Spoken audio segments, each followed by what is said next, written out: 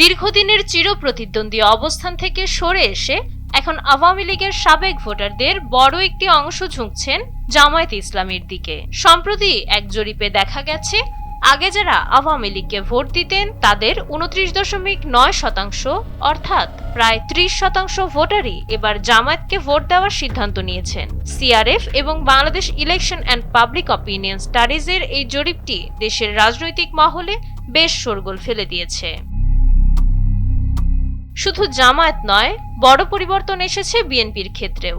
আওয়ামী লীগের সাবেক সমর্থকদের মধ্যে 48.2% এবার বিএনপিকে ভোট দেওয়ার কথা ভাবছেন।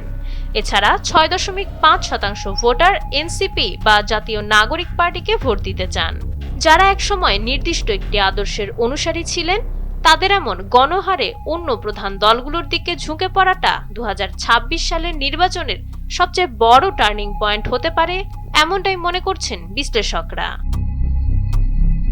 তরুণ প্রজন্মের ভোট ব্যাংক নিয়ে যারা চিন্তিত, তাদের জন্য বড় বার্তা আছে এই জরিপে। 2008 সালের পর যারা প্রথমবারের মতো এবার ভোট দিতে যাচ্ছেন, তাদের মধ্যে 37.4% ভোটারের প্রথম পছন্দ জামায়াতে ইসলামী। 27% তরুণ ভোট দিতে চান বিএনপিকে, আর 17% পছন্দ এনসিপি। অর্থাৎ তরুণ ভোটারদের একটি বড় অংশ প্রথাগত রাজনীতির বাইরে গিয়ে নতুন বিকল্প খুঁজছে।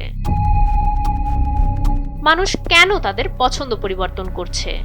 জরিপ বলছে, ভোটারদের কাছে এখন বড় ইস্যু দুর্নীতি। প্রায় 67% ভোটার জানিয়েছেন ভোট দেওয়ার ক্ষেত্রে তারা প্রার্থীর দুর্নীতির বিষয়টি সবচেয়ে বেশি গুরুত্ব দেবেন। ধর্মীয় বিষয়কে বড় ইস্যু মনে করছেন মাত্র 35% মানুষ।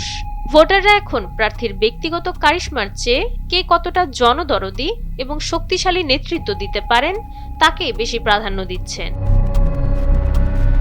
জরিপের সবচেয়ে ইতিবাচক দিক হলো, দেশের 90%-এরও বেশি ভোটার এবারের নির্বাচনে ভোট দিতে চান। মানুষের মধ্যে ভোট নিয়ে ব্যাপক উৎসাহ দেখা যাচ্ছে। তবে মুদ্রার উল্টো পিঠও আছে। বিএনপি, জামায়াত বা এনসিপি সব দলের সমর্থকদের মধ্যেই একটা সাধারণ উদ্বেগ কাজ করছে। ভোট কি আদৌ সুষ্ঠু হবে? সাধারণ ভোটাররা, বিশেষ করে নারী ও বয়স্করা ভোট কেন্দ্রের নিরাপত্তা নিয়ে এখনো কিছুটা দুশ্চিন্তায় আছেন।